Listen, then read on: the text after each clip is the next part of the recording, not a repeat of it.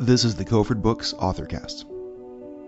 I really began to see Mormonism and Mormon theology and Mormon history and Mormon culture as this big fun house where you can go into this fun house and it's very weird and strange and different and exciting and just kind of wander around. And I think that's what I wanted to do with this comic, because I wanted to approach Mormonism as a fun house, a strange fun house. Tonight we're speaking with Scott Hales, creator of Garden of Enid, Adventures of a Weird Mormon Girl. This is a collected volume put out by Greg Kofford Books of his eponymous web series. So Scott, welcome to the show. Thank you. Let's go ahead and start a little bit about who you are and your background and kind of what brought you to this. Well, I am not really an artist by training or a comics artist by training. I have a PhD in English, and for a long time I thought I was going to be an English teacher, a college English teacher, and I was doing that for a while, and that's what I was doing when I wrote the book and drew the book. But I guess I have a little bit of an art background. I started drawing when I was a kid, and I started college as an art major and thought it would be a better idea to be an English major. So I basically traded one useless major for another, and enjoyed both of them, and glad I did both of them. I was working on a PhD when I started the book. I was actually at the very end of my dissertation, which I was writing on Mormon literature, on the Mormon novel. And so I was kind of interested in just telling Mormon stories and writing Mormon fiction, and Enid is what came out of all of that. But I was at the University of Cincinnati at the time. I'm a native Cincinnatian, graduated from BYU, got my bachelor's at BYU in 2005. Then I went to University of Cincinnati after that, and I was there for 9 years and then moved out here to Utah, where I currently live. So what are some of the influences that kind of go into the cartooning aspect of what you're doing? There's quite a bit. I think if you look at the Garden of Enid, I think you can see a lot of influences. I was greatly influenced by people like Charles Schulz, who did Charlie Brown. Calvin and Hobbes obviously is I think every cartoonist has been influenced by Bill Watterson, and I think I never really thought about this at the time, but a lot of people have pointed out that they see a lot of influence from Jim Henson in here. Kind of the look of Enid reminds them of the Muppets. Sure. And I've spent quite a bit of my life watching the Muppets, so I think that's certainly the case. But then some more serious graphic novels as well. Something like Art Spiegelman's Mouse was a huge influence. The graphic novel Persepolis, both of those are these kind of autobiographical works, and I think a lot of ways Enid mimics that genre. It's not autobiographical, but the way it's written, it feels like a memoir, and so I think there's a lot that I owe to those works as well. Yeah, some of the stuff that I think of when I think of kind of the more autobiographical, or in this case, fictional autobiographical memoir style, is like Harvey Pekar's American Splendor. Yeah, sure. For instance, some of these first-person narrative comics that deal with kind of the everyday matters of life. I hadn't really done any drawing for about 10 years. I had been reading some webcomics online and thought I could do it as well, and so I just started drawing, and it was a great stress reliever, and it was fun, and it was a nice distraction from the work I was doing on the PhD. Do you still follow any webcomics? Not as much as I used to. I used to follow quite a few on Tumblr, and I guess I still do, but I spend most of my time looking at webcomics on Instagram now, just because I find it more convenient. But they have a lot of great webcomics on Instagram, and I couldn't tell you what they were called. I just follow them and read them and laugh. But yeah, there's a great kind of webcomic culture out there that's kind of emerged from social media, and a lot of great work, and it's just such a nice medium, because you can draw the webcomic. It doesn't cost a thing. You put it online, you get instant reactions to them. It's really kind of a nice thing. Well, you have the syndicated newspaper funnies, right? Which is super hard to break into if you're an aspiring artist. Impossible, probably. Right. And it seems like there's always been these kind of underground city weekly type magazines, right? Like, so I grew up in Seattle, and out there we had the Seattle Stranger, and I know out here in Salt Lake we had the City Weekly or the Salt Lake Underground, and it seems like that was kind of the medium for a long time for aspiring comic artists, right? To put their work into there, and now it seems like with the proliferation of the internet, it seems like that's where things are moving, right? People are putting this stuff online, and it's kind of like kind of a combination between like a meme / comic, though. Doesn't it seem like that? Yeah. Oh yeah, definitely. I think I play around with that in the Garden of Enid because there are some comics that are more traditional, 4-panel comics or even just a page of comics. But then I also found a lot of success kind of imitating or drawing from the meme genre, where I just have it. It's essentially a cartoon, but it's not quite a cartoon in the sense the Far Side is. It's a picture. You see a picture of Enid and she says something really witty. It's very meme-like, and I think those were among some of the most popular of the Enid comics I did. I just think it's really interesting that Enid would not have been possible if this kind of web comics culture hadn't surfaced in the last 15 years or so, because there's no way that this comic would have ever made it to the newspapers, and I guess I'm not cool or edgy enough to get it into the underground stuff, so it's kind of cool because anybody can do it. I was just lucky enough that people read the comic and enjoyed it and shared it online and kind of spread the word about her. Yeah. Now, I want to talk a little bit about the reaction that you got from the comic when you started publishing it online, and then talk more about the character of Enid herself. But so when you started publishing this online, you did it anonymously initially, right? Yeah. So what were your thoughts behind this? Well, yeah. So this was the end of my dissertation, and whenever you're at the end of your PhD, you are terrified that you're not going to be able to find work. You're not going to be able to find a job. And they tell these horror stories about, the people who are preparing you to go into the job market. They tell you these terrifying stories about people who put stuff online and, pictures or whatever. And anyway, employers or the search committee finds these pictures online and realizes that you're a freak and a weirdo and won't hire you for one reason or another. So I was terrified that if I put up this web comic with my name attached to it, and it sucked, then I was never going to be able to get a job. And so I kept it anonymous for that reason. Also because if it did suck, I didn't necessarily want, friends and family to know how sucky I was or pathetic I was. And so I didn't attach my name to it. And, I put up the first, couple of comics and, people were reading it, but that many people were reading it. And so I posted on Twitter one day that it had been kind of a fun experiment.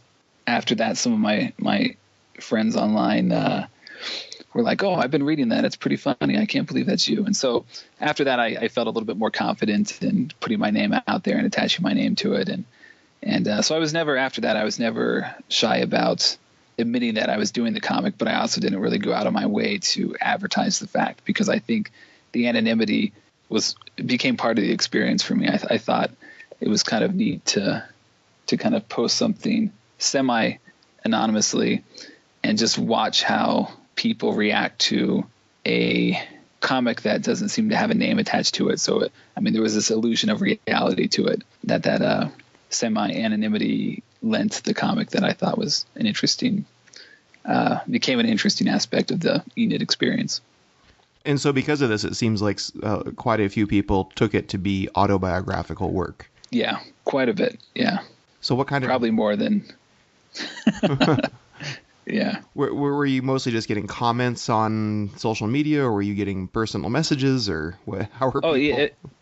It was a combination of both. I think most people on Facebook who were following the comic on Facebook and possibly on Twitter were pretty aware that it was not real, but a lot of the people who discovered it through Tumblr or Instagram weren't quite in on that fact. And so I would often get messages, especially as the comic progressed and Enid's life became more complicated and more dramatic, and as things started happening to her, lots of people reached out to comfort her and, cheer her on and give her encouragement and that sort of thing.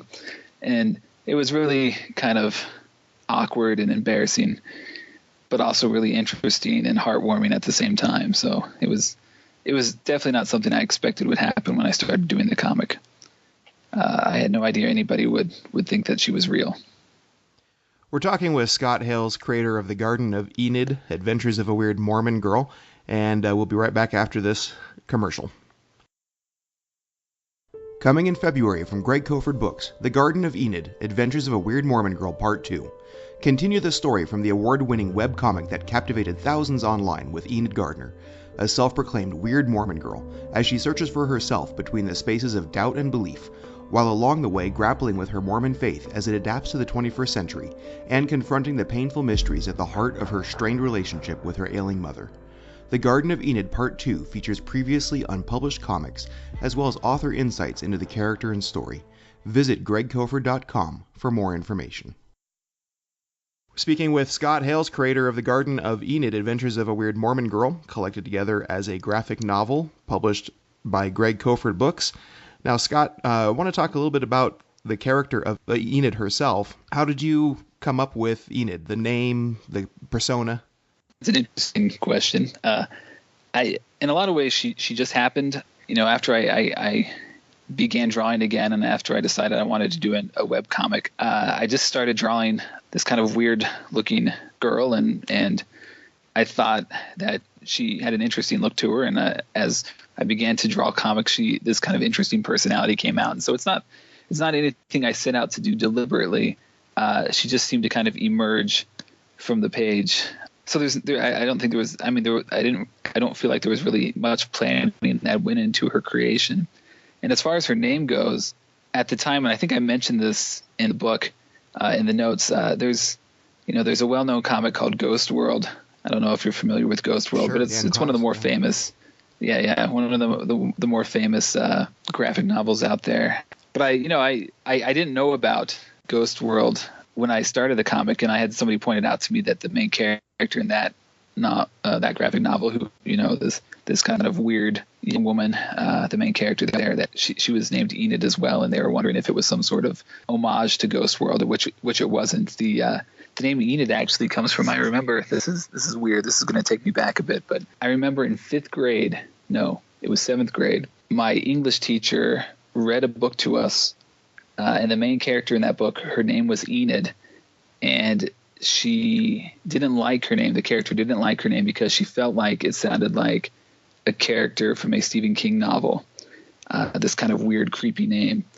And so I've always kind of thought of the name Enid as this kind of weird name. And so what better name to attach, I guess, to a weird Mormon girl than Enid? I think if I had known about Ghost World at the time, I would have given her a different name, but I think it works. When you started launching this out, what kind of things did you imagine Enid dealing with as a 15-year-old, quote-unquote, weird Mormon girl? Yeah, it's again, it's a weird thing. I didn't really think much about what she was dealing with. I knew I wanted a character who came from a difficult home life, certainly not the kind of home life you see in church movies. I wanted, a lot of her difficult family life, I kind of drew from my experiences when I was a teenager. As a young man, I'd go home teaching with my dad. He was the elders quorum president, and so he was always assigned to less active families, or families that were struggling. And so I came from a pretty stable background, but I would go to these homes and see people struggling with life in ways that my family wasn't struggling. And I was just always kind of fascinated how the gospel functioned in their life and how their struggles were different from my own. I think that experience influenced a lot of Enid's home life with her mother.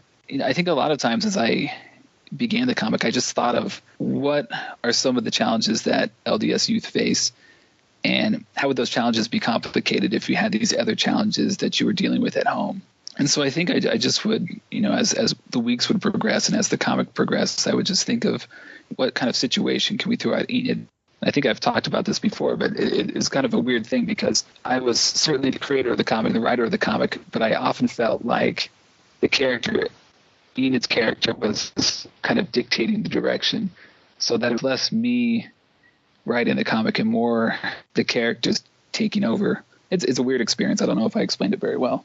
I've definitely heard other, particularly fictional writers, discussing that. In fact, Jack Carroll in his recent book, Writing Ourselves, discusses that phenomenon of the characters sort of creating their own will, I guess you can say. Yeah. And Eugene England discussed it in some of his essays as well about writing. Sure. Yeah. Yeah, and it's kind of funny because I always made fun of creative writers who would talk about that sort of thing. Because I'm a firm believer in the writer being in control of the creation, and this was the first time that experience happened to me, and so I no longer make fun of that idea. Yeah. Well, I think what it comes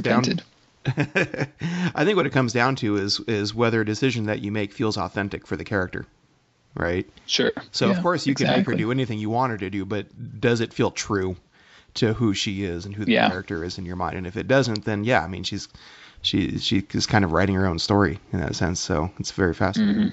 Mm-hmm. Exactly.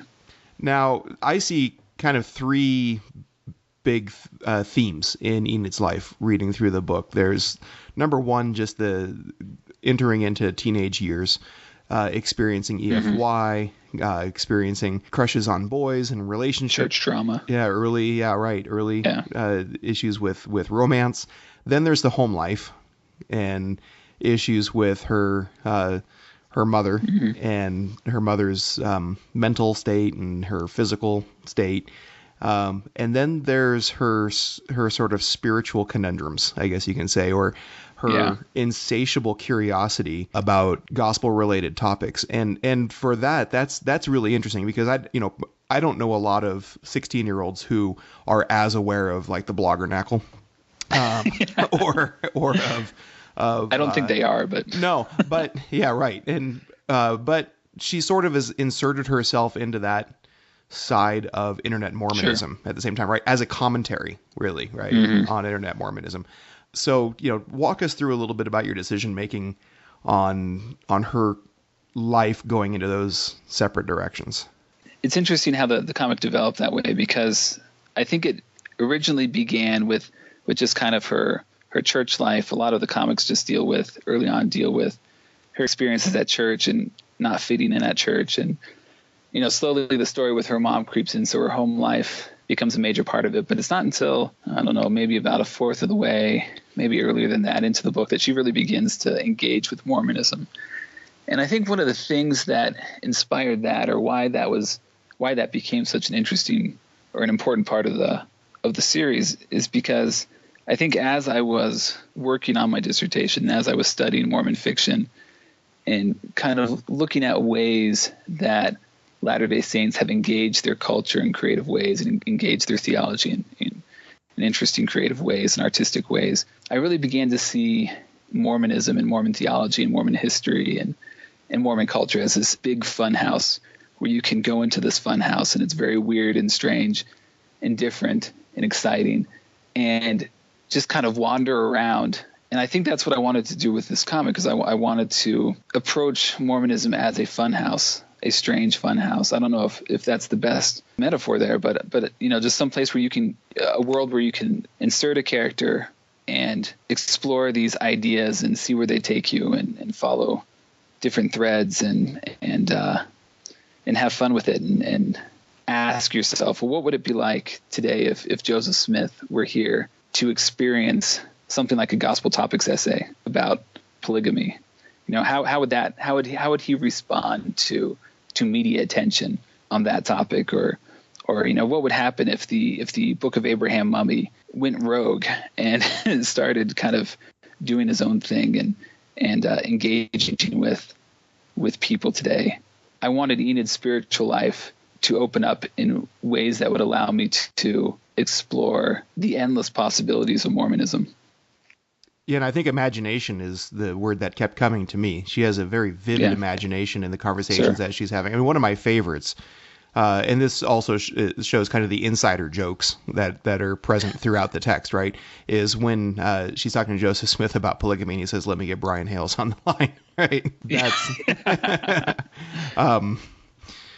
You know, and there's a lot of those little kind of insider things that I think people who aren't as aware of Mormon scholarship or of Mormon blogging, it would probably go a little bit over their heads. Fortunately, at the end, you included a pretty nice appendix that explained a lot of the jokes throughout. So I think, thank you for that, for those readers who aren't quite as nerdy as some of us are. I think nerdy is a good word. I mean, what I think is neat about Enid, and this is something I think, again, that I noticed over time is that there is the part of it that appeals to the Mormon nerds, the Mormon intellectual nerds, the ones who are into the history and into the theology.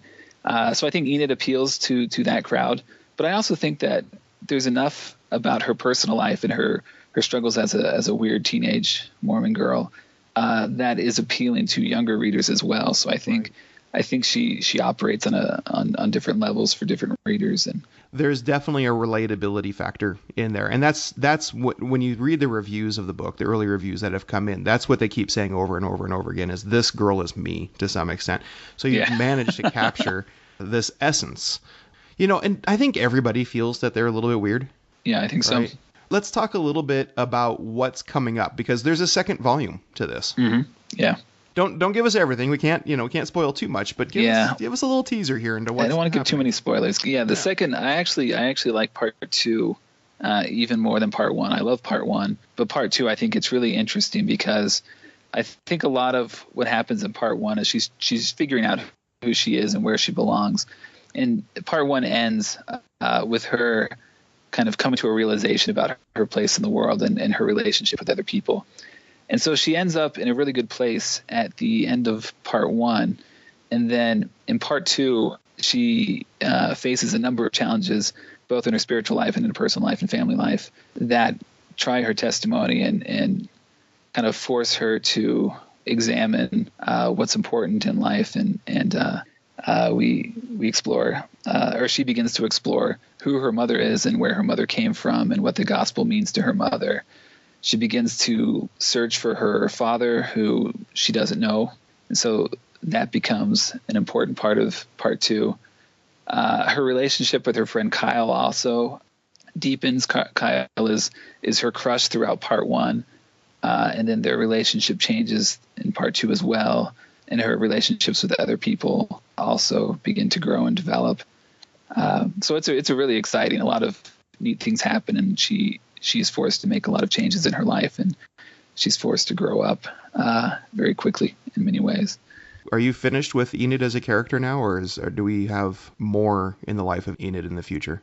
I originally thought that I was going to stop the comic after I finished part 2, or the comic that ends part 2, but the ideas kept coming, and so I've done about 100 or so comics, Enid comics since then. And I did a while back ago. There was a while I was doing fairly regular Enid comics. It was kind of a mini series, I guess you could say. So there's that. But I do have plans. I would like to revisit her here soon. I'm working on some other projects right now, and I want to finish up another long form comic before I start another Enid comic, because doing 2 of those at once is pretty time consuming. But I have what I think is a good idea for a good sequel.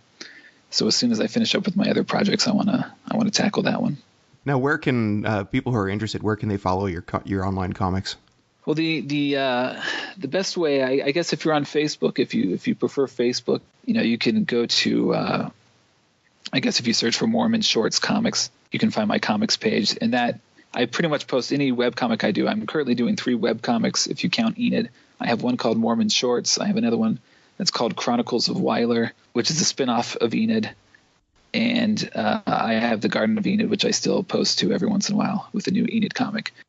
And so all 3 of those comics you can find on Tumblr, but I generally just post all of my webcomics to Facebook on the same page, on my Mormon Shorts comics page. So if you're really into it, I would just follow that. If you're on Tumblr already, you can follow, Mormon Shorts. I usually post everything to that one too. So Well, Scott, we appreciate the time that you spent with us on this, and we definitely appreciate the book that you've put out. It's a little bit of a different book for Greg Kofford books, considering how much Sure. history and theology and philosophy that we've published. But this also ties right in at the same time, because she's kind of, like I said, she's kind of offering a commentary on all this stuff at the same time. So let me just wrap this up with thanking you, Scott Hales, for joining us and for making a great book. All right. Thank you.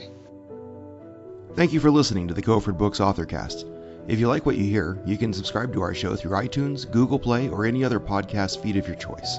Also, like our page on Facebook to stay informed on our latest releases, author news, special promotions, and events.